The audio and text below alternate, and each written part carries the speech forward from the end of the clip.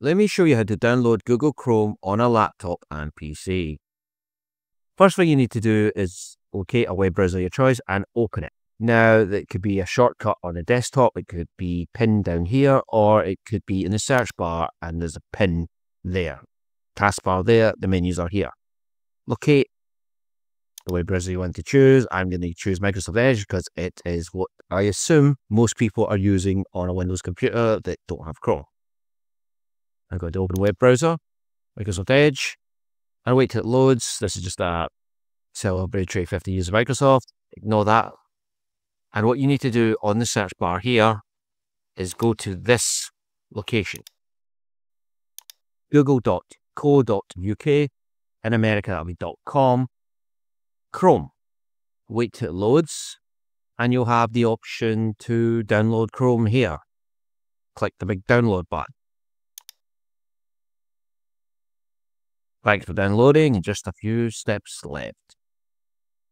Now, how you go about this, you can either open it'll be in your downloads folder, you can show in folder, or right here, the Chrome setup exit, just click open file.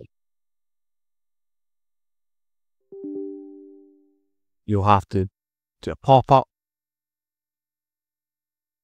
and wait till this process has been completed.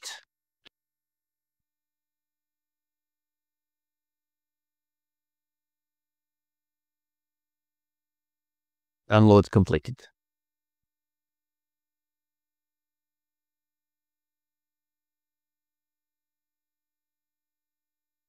And it is now downloaded and installed on your computer. It maybe should be a shortcut there or even a taskbar there. If it's not, very disappointing. You'll have to go with searching on your and locating it there and open it there.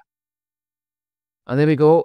Going to maximize it, and there you go. You've installed Google Chrome onto your computer. It's that simple.